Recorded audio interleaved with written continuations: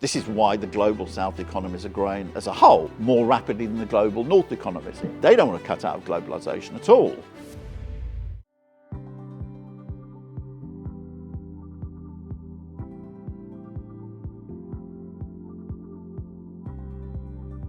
Well, I think there are two trends which are taking place in the world. China has become the world's biggest exporter of cars, and in particular EV. What most of the global South economies is doing is we're going to continue to pursue globalization. This is why the global South economies are growing as a whole more rapidly than the global North economies. They don't want to cut out of globalization at all. They're benefiting of this. But the US is responding, in particular, by turning inward on itself. We're not going to change our priorities. Instead of saying we're not investing in the most developing and most dynamic industries because we're invested in other things, therefore we've got to change our priorities. It's instead what it's attempting to do is protect itself by tariff walls.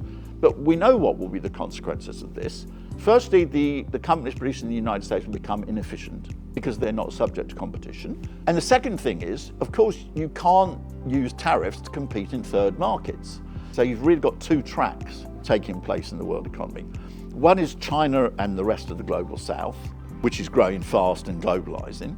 And the other is the United States and Europe, which are growing slowly and turning in on themselves. So there's no longer a uniform process of globalization taking place. Some parts of the world are globalizing and growing fast and others are not. That's the situation. Well, I think the most important question for the Chinese companies is going to be the importance of the global South. There were lots of Chinese companies that were focused on the United States. Then they became not quite so focused on the United States. They thought Europe was very important. Then they discovered that actually there's something like ASEAN is incredibly important. Now they're discovering India is really, really fast growing economy, and they're discovering the global South. It's a process of shifting. I don't mean that by that the companies should be abandoning the global North, but what they have to balance themselves to understand that the big global South economies, the number of them, are going to grow more rapidly than the global North economies, not for 1 or 2 years. They're going to grow more rapidly for the next 10, more 20 years,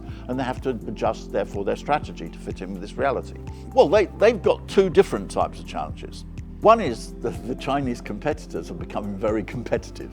And then secondly, they don't understand the way that the Chinese economy is continuing to grow, because they're taken in by propaganda. So their inaccuracy of the media leads them to make mistakes.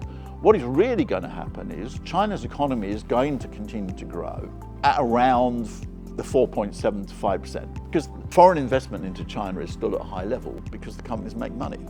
If you took the media, nobody would be investing anything in China, but they are continuing investment.